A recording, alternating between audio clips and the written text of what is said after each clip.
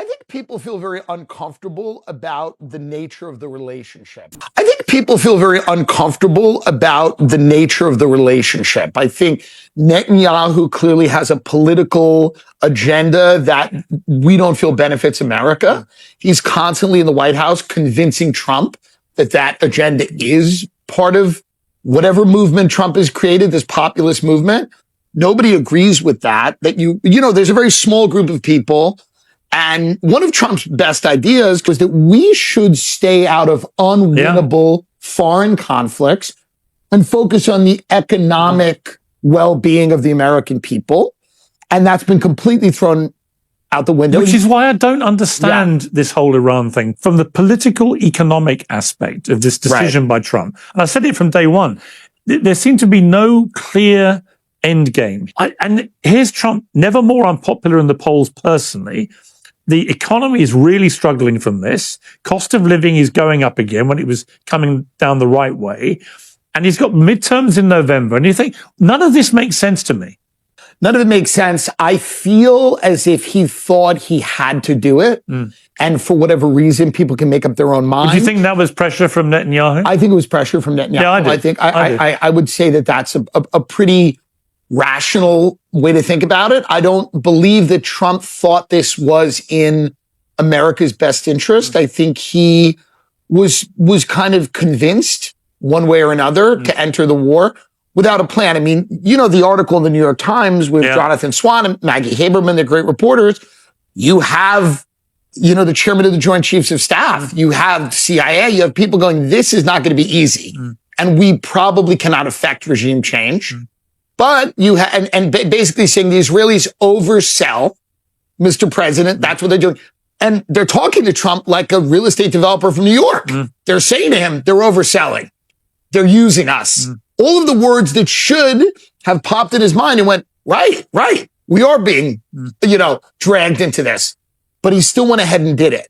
So I don't know. I think he regrets it now. I think he regrets it now. And I think he thought it was going to be like Venezuela or like killing Soleimani or any of these things. And also when you get into Tim, you know, yesterday he made another post where he's talking again about annihilating everyone in Iran. Yeah, it's too much. It's like, that's number 6 times. Too much. It's the boy that cried wolf. It's the emperor with no clothes. If you're not careful, for the president of the United States to keep threatening Armageddon and then nothing happens. We don't want to put him in the box where he actually does something insane. Right. So by saying this, and we go, well, you're crying wolf, we don't want to press it. No, I agree. We don't want to do that. I'm looking at him, and I agree with you. I've known him a long time, and I'm looking at him thinking he now knows he's got to get out of this. But extricating the United States out of this is not easy. No, I think he just should threaten them for the next 3 years. Threaten every couple of months. Just keep pushing it, keep kicking it down, keep threatening. You know what? It's actually not a bad strategy. The roast of Kevin Hart has been extremely controversial. It so surprises me that that's the case. Exactly. I don't even understand anymore what is going on because it's a roast and the jokes are roast jokes. Are there any limits to a roast joke? I don't know. I mean, not everyone has to think everything's funny, obviously. I mean, let's play the really contentious one, which is Pete Davidson about Charlie Kirk. Tony reminds me of Charlie Kirk in that he's definitely been on camera letting a guy unload at his throat. When you heard that joke, what is your reaction as a funny guy yourself? I thought it was funny. I thought, obviously, it's a joke that people are not going to be thrilled about, but it's a funny joke. You know, should there be any limits with humor? It's up to the comedian. I mean, the whole woke left tried to basically cancel comedians. And the audience, right? So the audience tells you what the limit is. And some jokes... But the audience were pretty muted about that. Yeah. As if they kind of didn't want to be seen laughing. Right. So that tells you that joke was, you know, it's a joke that will upset some people. That doesn't mean you don't tell it because you don't know what the reaction's going to be until you do it. That's the thing about comedy. You don't know what the reaction to that joke's going to be. So that's the thing about comedy. Once you've done it, then you get the response.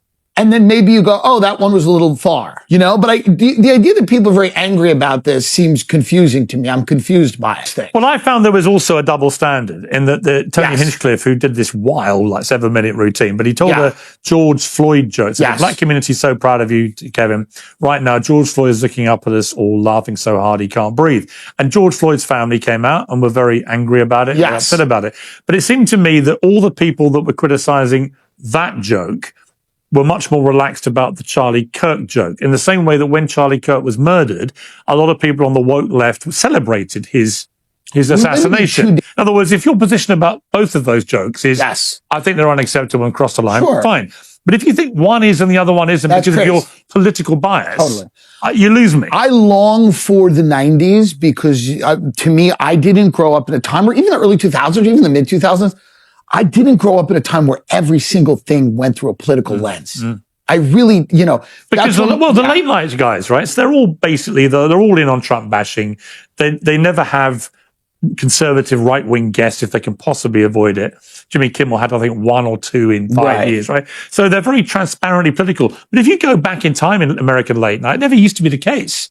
They wouldn't be so transparently political or take a side. Yes. I've spoke to Jay Leno about it. He said, why would you alienate half your audience? Right. And now they preach just to one half of America. Yeah. I think that's part of the problem. Yeah, I think it's part of the problem that we have split into two dueling realities. Because the right wing has an ecosystem of entertainers and media figures, and the left wing has an ecosystem. We don't have a monoculture. We don't have I used to watch SNL, and it skewered both sides. Yes. It was very funny, and I grew up with Much preferred watching Letterman and guys like that. And I do think that culture, the erosion of that culture, has sprung up into this kind of like world in which people are kind of, processing everything. And politics is not the most interesting thing about life. There's so many deeper human truths that are not political. Yes. And I think that we're getting so far away from that, so far away from nature.